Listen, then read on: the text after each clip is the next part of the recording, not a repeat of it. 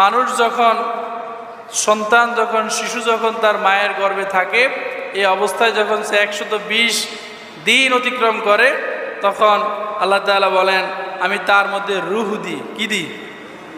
কি দেই?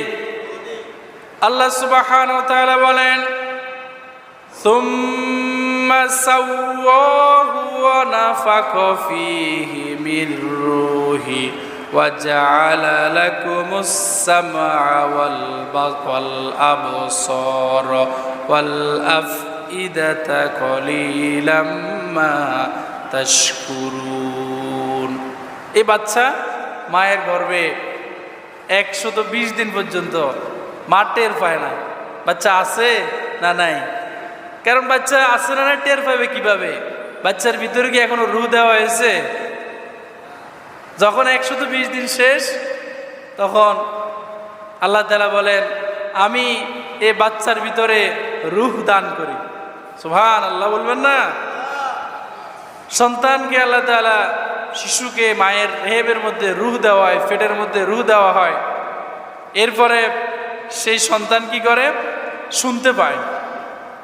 কি করতে পায়? শুনতে পায়। এরপরে সে দেখতে পায় এবং সে চিন্তা করতে পারে। এমনকি তার কাছে ফেরেশতারা আসে, এসে তাকে বলে তুমি তো আর কিছুদিন পরেই দুনিয়াতে যাবে, সেটা অনেক বিশাল, পৃথিবী অনেক বড়। তখন সে বলে আমার মায়ের গর্ভ এত বড়, এর চেয়ে বড় আর কোনো দুনিয়া আছে নাকি? যখন আমাদেরকে এখন যদি আমরা বলি যে এই পৃথিবীর চেয়ে 10 দুনিয়া সমান, সর্বশেষ যে ব্যক্তি জান্নাতে যাবে তাকে একটা জান্নাত দেওয়া হবে, তখন আপনি চিন্তা করেন আমার বাড়ি কত বড়, আমার গ্রাম কত বড়, আমার জেলা কত বড়, বাংলাদেশ কত বড়, পৃথিবী কত বড়, এর চেয়ে 10 গুণ বড়। এটা কি আপনার কল্পনায় ধরে? না। ঠিক ওই ছোট্ট বাচ্চাটা মায়ের গর্ভে থাকা অবস্থায় তাকে যখন ফেরেশতারা বলে কিছুদিন পরে তুমি আরো বিশাল দুনিয়াতে যাবে, তখন সেও ফেরেশতাদের কথা বিশ্বাস করে না। তার কাছে অবাক লাগে, কিরে মায়ের পেটের চেয়ে আরো বড় কি কোনো দুনিয়া আছে নাকি?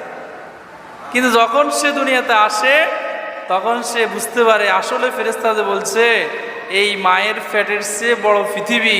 তখন সে বুঝতে পারে, এর আগে সে বুঝতে পারে না। তো আল্লাহ তাআলা বলেন ওর বয়স যখন এরকম 120 দিন হয়, আমি আল্লাহ তাআলা সেখানে রূহ দিয়ে দেই। তখন সে শুনতে পায় এবং সে দেখতে পায়, আর তার ভিতরে লড়াচড়া আসে, তার ভিতরে অনুভূতি আসে, সে বুঝতে পারে এখন আমাকে খেতে হবে। তো আল্লাহ তাআলা খাবারের ব্যবস্থা করলেন।